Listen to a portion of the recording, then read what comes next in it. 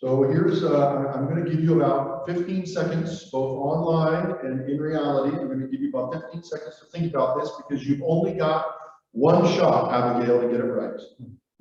One shot. And that one shot, if you come up with one word in this day and age, in the Greater Toronto area in 2022, one word that signifies, that shows, that contains the idea of status.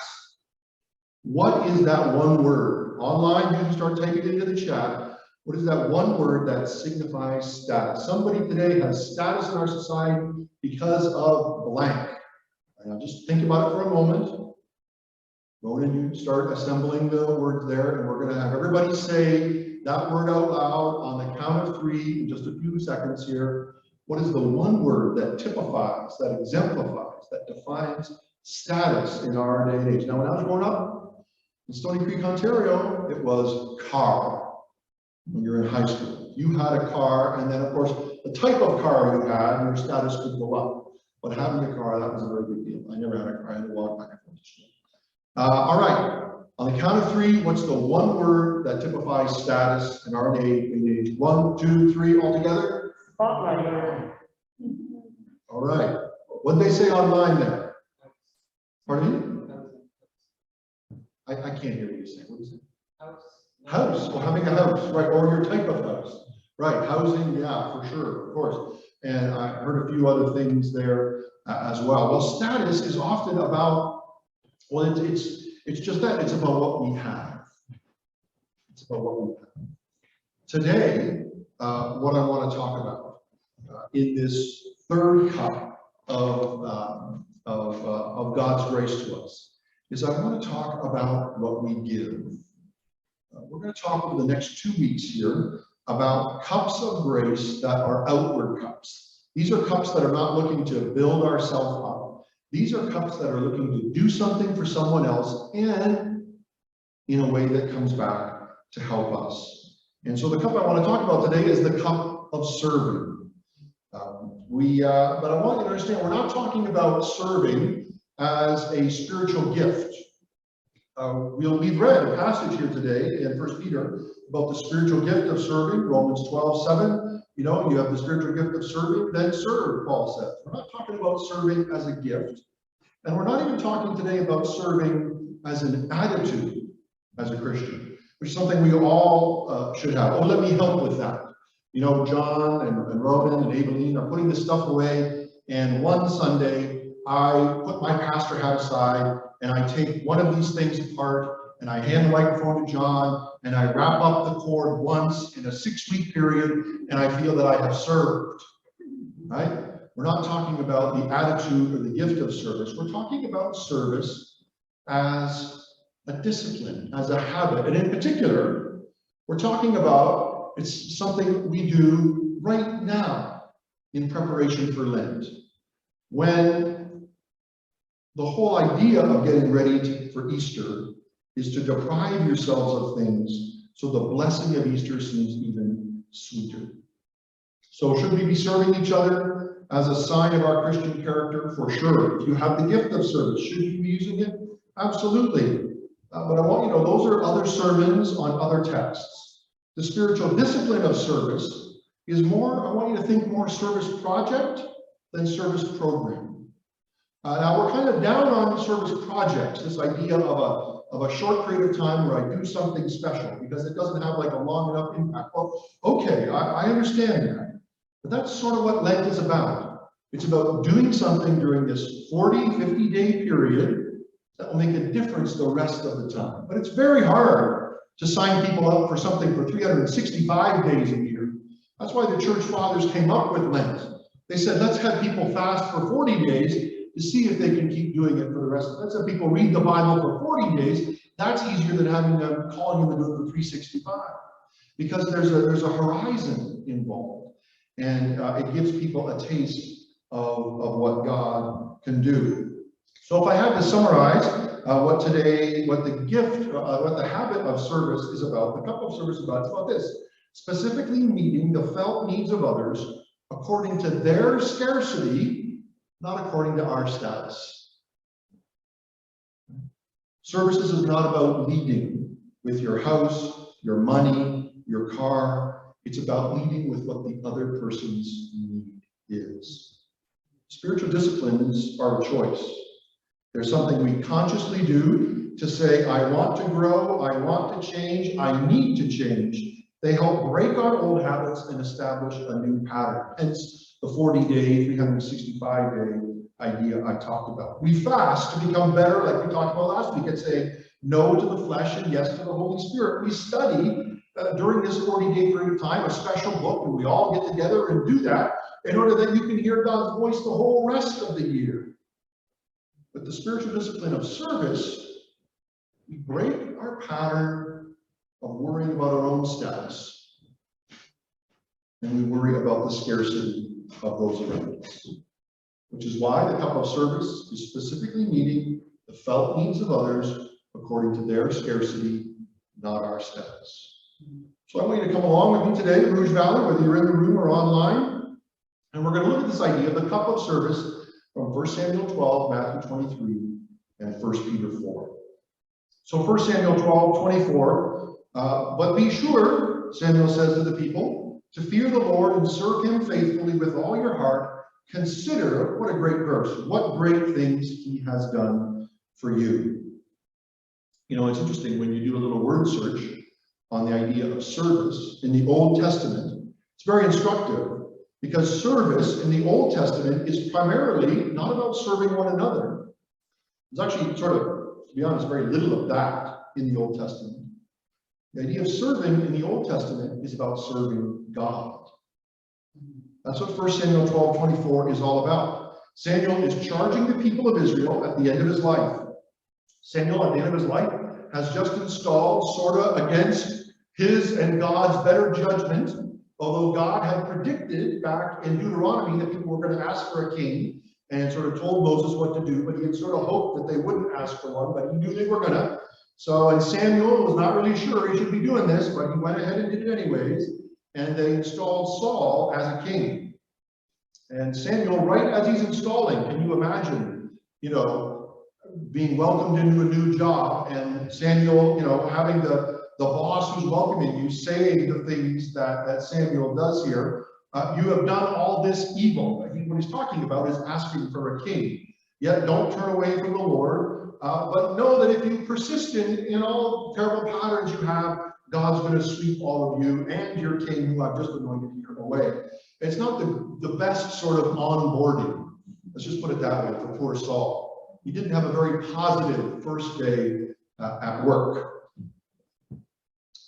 Well, what do we read from what Samuel says here? That serving is about serving the Lord. But be sure to fear the Lord and serve him faithfully with all your heart. Consider what great things he has done for you. So as much of this verse is not about serving one another, it does contain for us the start of our service. Samuel tells the people that they should serve remembering, quote, what great things the Lord has done for you. So our service, brothers and sisters, always springs or starts from God's supply of what great things he's done for us. Whether that service is of God in worship, which is what Samuel is really talking about here, or of those less fortunate, both come from the same place, God's gracious work in our life. Once again, we see in 1 Samuel this idea of cooperation. Because God has done great things for us by grace, we should serve him and others. But other than Hashem, who does the Old Testament want us to serve out of his grace to us? Well, for that, we have to look back into Deuteronomy, where Moses writes to the people at the end, in Deuteronomy 14:28, at the end of every 3 years, bring all the tithes of that year's produce and store it in your towns, so that the Levites, who have no allotment or inheritance of their own, and the foreigners, the fatherless, and the widows who live in your towns may come and eat and be satisfied. And so that the Lord your God may bless you in all the work of your hands. So even in the Old Testament, the cup of service is specifically meeting the felt needs of others according to their scarcity, not our status. Who are we to help? 4 types of people here in Deuteronomy. You were to help the Levites, those who served in the temple or the tabernacle at that time, the foreigners, those who suffered a scarcity of status, the fatherless, they suffered a scarcity of inheritance and property, and the widows suffered a scarcity of protection. And notice that this was to happen every 3 years, not on a regular, it was not a regular habit, but like a spiritual discipline, it was something that people were to do to remind themselves of God's work in their own lives. James, Jesus' half-brother and bishop of the Jerusalem church, echoes the Old Testament's concern for widows and orphans and refugees when he writes in James 1:27, religion that our God and Father accepts as pure and faultless is this, to look after widows and orphans in their distress, and to keep oneself from being polluted by the world. So let's remember, Rouge Valley Church, that the cup of service is specifically meeting the felt needs of others according to their scarcity, not according to our status. So 1 Samuel 12 shows us the start of our service, where it comes from, God's gracious work in our life. Let's see what Jesus has to say about service in Matthew 23. Matthew 23, as I read, he instructs his disciples, having just used the negative example of the scribes and Pharisees. He says to them, the greatest among you will not be your rabbi, not be your teacher, not be your Lord, not be your Messiah, not be your instructor. No, he gives them a new title. The greatest among you will be your servant. The word Jesus uses here, servant, is the Greek word diakonos. Diakonos. Now, we're starting here at Rouge Valley Church next week, hopefully, our own group of diakonoses. So we're going to say diakonos together on the count of 3. Ready? 1, 2, 3. Yeah. Diakonos. So diakonos is the Greek word from which Bobby Lee, George, and Tash get their new title, deacon, provided they're elected next week. It's translated here, servant. But it's interesting, the word diakonos comes from the Greek verb diako, which means to run after, like a butler or a maid who runs after their master.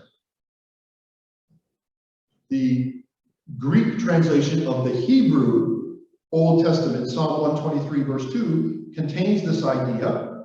Psalm 123, verse 2, we keep looking to the Lord our God for his mercy, just as diakonos, just as servants keep their eyes on their master, as a slave girl watches her mistress for the slightest signal. That's the New Living Translation. So that contains the sort of idea of what a deacon is, of what we're all to be, or to be for one another. So by calling us servants, what does Matthew 23 provide for us? 1 Samuel 12 gives us the start of our service.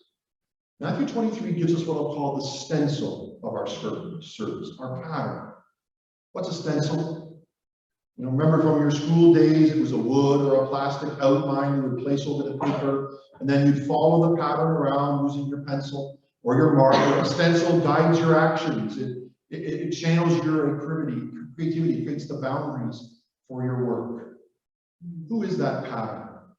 Who is the stencil for our service? Well, Jesus, of course. The same Jesus who said in Matthew 23, for those who exalt themselves will be humbled, and those who humble themselves will be exalted. What does this Jesus who said this word do in John 13? John 13, Jesus knew that the Father had put all things under his power, and that he had come from God and was returning to God. So John 13, verse 4, so he got up from the meal, took off his outer clothing and wrapped a towel around his waist. Verse 5, John 13. After that, he poured water into a basin and began to wash his disciples' feet, drying them with the towel that was wrapped around him. Jumping down to verse 12 of John 13. When he had finished washing their feet, Jesus put on his clothes and returned to his place. Can you imagine the hush that had fallen over that room? There's no hush in John 13, but just, pause for a moment. This is sort of the one time in the whole of the Gospels where Peter doesn't shout his mouth off, Even Peter is struck dumb by what Jesus has just done, washing their feet. You understand what I have done for you? Jesus asked them. You call me. And again, here he gets into talk about titles. Very interesting. Verse 13 of John 13. You call me teacher and Lord, and rightly so, for that is what I am. Now that I, your Lord and teacher, have washed your feet, you also should wash one another's feet. I have set you an example that you should do as I have done for you. Very, very true. Very truly I tell you, no servant, diakonos, is greater than his master, nor is a messenger greater than the one who sent him. Now that you know these things, you will be blessed if you teach about them all the time. Is that what it says? You will be blessed if you tweet Omar about them all the time, right? Isn't that what Jesus says here? You'll be blessed if you blog about them, Suba, right? All the time. No. This is the hard part, right? You will be blessed if you do them, Jesus says. Jesus is our stencil. He's the pattern for our service. If he, Philippians 2, who being in very nature God, did not consider equality with God something to be grasped, but rather made himself nothing in taking on the very nature of a diakonos, a servant, and being made in human likeness. If he can do that for us, then surely we can serve those in needs amongst us and around us. I want us to notice something in both passages. In Matthew 23 and John 13, Jesus is talking a lot about titles. Teacher, Lord, Rabbi. In both places, he's criticizing not so much titles as the leaders' misunderstanding of what those titles meant. They thought that their title gave them the right to be served. They loved the place, Jesus says, Matthew 23, of honor at the banquets and the most important seats in the synagogues. They loved to be greeted with respect in the marketplaces and to be called rabbi by others. But Jesus says, no. Your title gives you the right not to be served. Diakonos and presbyteros, that's the word for elders, and you elders pay attention to, right? And, pastor, shepherd, you pay attention to yourself, Jake. Your title gives you the right not to be served, but to serve. To put the needs of this congregation and this community above your own status. Jesus himself says it best, doesn't he, back in Matthew 23:3, so you must be careful to do everything these rabbis and teachers and lords, tell you, but do not do what they do, for they do not practice what they preach. Wow. Interesting. Jesus is fine with the Pharisaical theology. It was their Pharisaical hypocrisy he had a problem with. They wanted to be treated according to their status. They wanted to be served according to their achievements. They wanted to be respected for what they said and how they said and where they said it and how many followers, subscribes, and likes and upvotes they said of it. But what is the cup of service? It is specifically meeting the felt needs of others according to their scarcity, not according to our status. What do the disciples need in John 13? They need their feet washed. So Jesus, who has already been told by his Father, as John 13 makes clear, everything has been put under his feet, washes their feet. Not as a show, not as a lesson, but because that is what the disciples needed at that time. John 13, Matthew 23, Philippians 2, Psalm 123, these are all why I have included the words felt needs in our summary of the cup of service. When it comes to serving, we often feel we know better, right? That's serving out of our status.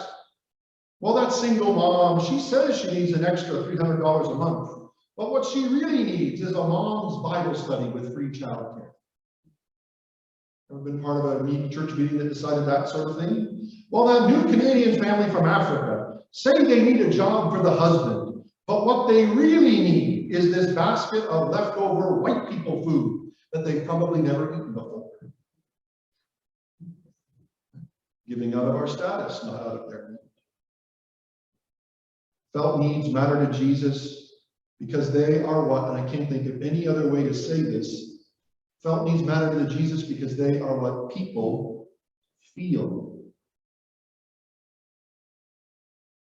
Well, isn't meeting felt needs, Pastor Jake, just perpetuating their poverty or giving into their physical desires or cheapening the gospel or perpetuating an unjust system that keeps people in the... Let's go back to our stencil. Jesus always starts where people are.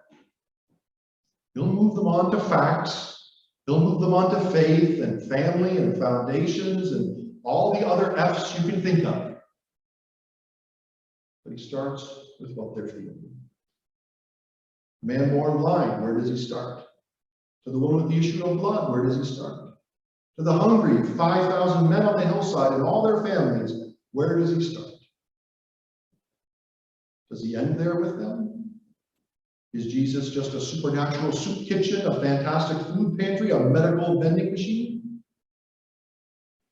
Not at all. To the man born blind, he sends out on mission, telling everybody about him. To the woman with the issue of blood, after he solves her felt need, she is able to go and to begin worshiping again with her community. To the 5,000, they go and tell the story of Jesus' provision, such that, unlike almost everything else Jesus says or does, the feeding of the 5,000 so impacted those people that Matthew and John, who witnessed it, that Luke, who went and researched it after, and Peter, who's telling Mark about it at the end of his life in Rome, all of these people remembered the feeding of the 5,000, so much so that that story, among all kinds of other stories that didn't end up in all four Gospels, that story ends up in all four Gospels.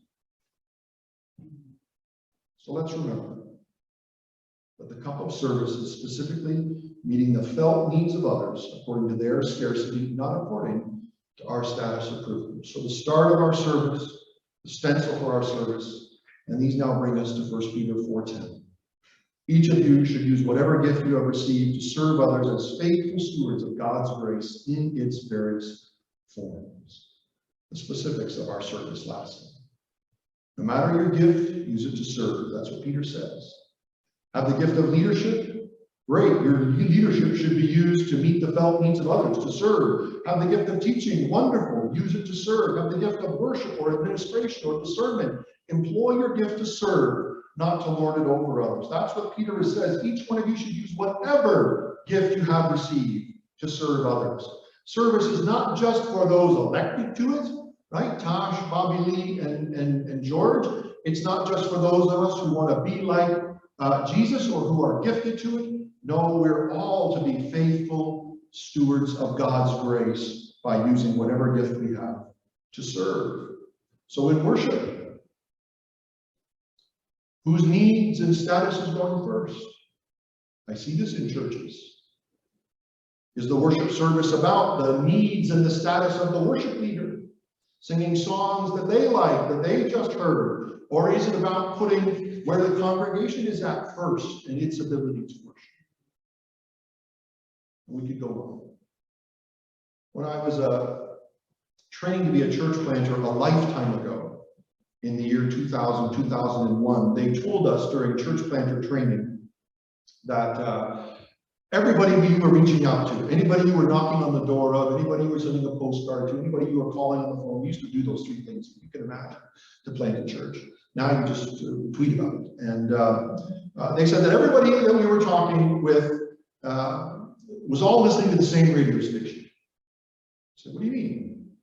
WIIFM.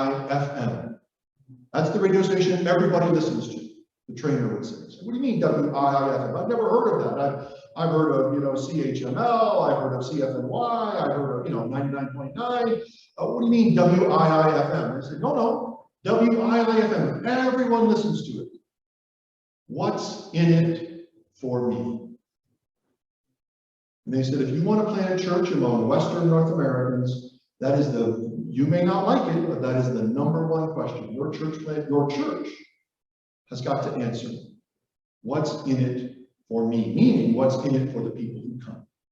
What is it that people are going to get out of it? What's in it for me? That's the station they're all turned to. Our vision here at Rouge Valley Church, which will remain unchanged as long as I am involved here, at least for the foreseeable future, is that Rouge Valley Church are ordinary people seeking to meet the extraordinary God of the Bible. I don't think that has to change about us. So from our point of view, our answer to that, God is in it for them. WIIFM, what's in it for you online watching, for you here coming? Our hope and prayer is that God is what we are offering you.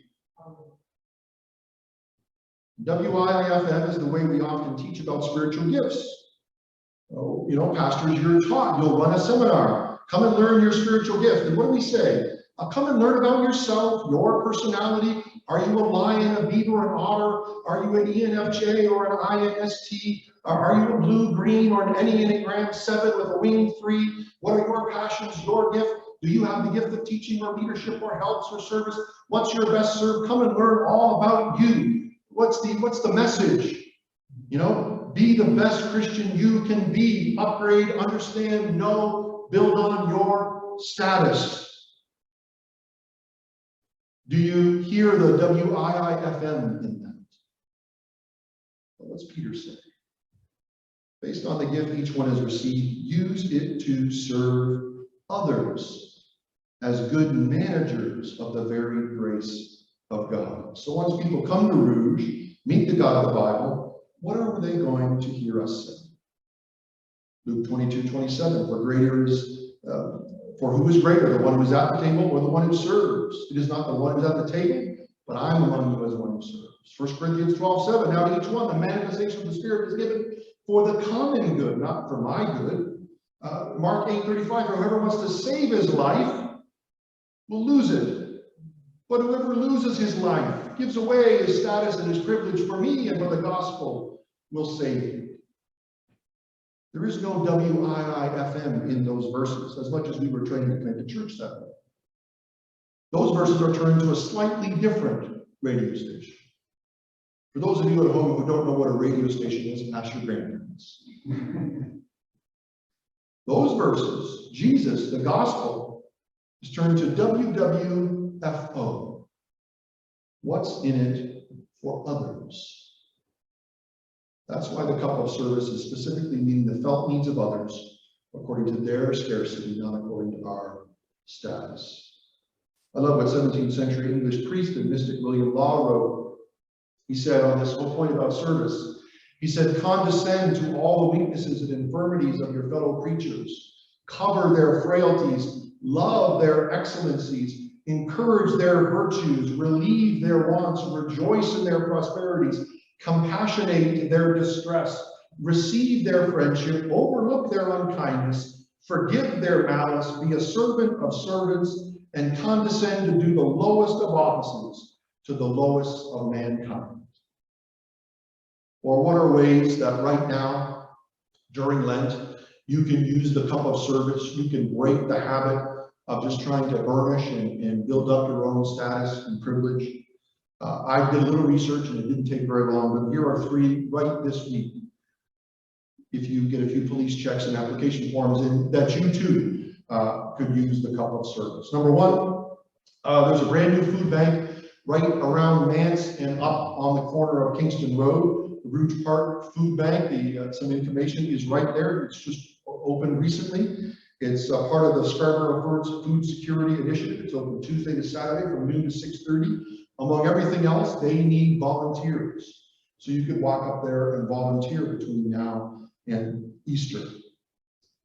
Johnson Sioux, international students, last night, or was it Friday night? I think it might have been Friday night, had a St. Patrick's party at his house. What's St. Patrick's Day all about? Teaching all these international students that and teaching them about Canadian culture as a way to reach them. He was looking for help to do that, so email Johnson and become of what he's doing right here at University of Toronto Scarborough campus. You know, you get to host parties, and if you play your cards right, maybe you'll even get to use slingshots one day with them. But you'll have to ask Bobby Lee about that. I'm not sure that she's willing to lend Johnson her collection of slingshots to do that. And a third way that you could be involved in serving is to think about becoming involved here in our own children's ministry. So brothers and sisters, during this time of Lent, think about commit to using in one way, the cup of service to experience God's grace in your own life, specifically meeting the felt needs of others according to their scarcity, not according to our status. Let me pray. Our God and Heavenly Father, when I think about service, I think about, Father, I think about Jennifer and Mark and Naomi and Tim and Rick Pete, Lord. They, week after week after week, picked up me and a bunch of other kids and brought us to youth group. And Lord, it's only last night when I'm driving our youth home that I'm just remembering again, Father, that they had families, they had TV shows, they had other things, Lord, that they probably could have been doing, maybe wanted to be doing, but instead, Lord, they were driving a bunch of young people to church to hear about Jesus. And Lord, that at the end of the day is really what it's all about. Are people willing to take some of their time, some of their gas, some of the resources and the status you've given them and give it up so that other people will have a chance to hear about Jesus? And so, Father, I realize I'm here today not because of the amazing person I am, but because of what people sacrificed and served in order that I could hear about you. And so, Lord, help us as a church that listens to WIIFO. We can ask ourselves, what's in it for others? What is it that we're doing here in the Highland Creek community, Lord, in West Hill, in Scarborough, in Toronto, right in the back door of University of Toronto, Scarborough? What is it we're doing, Father? That's not based on who we are and all the fancy things that we believe about ourselves, but Lord, is based on the need of our neighbors. Lord, help us to love our neighbors as we would love ourselves. In Jesus' name, amen.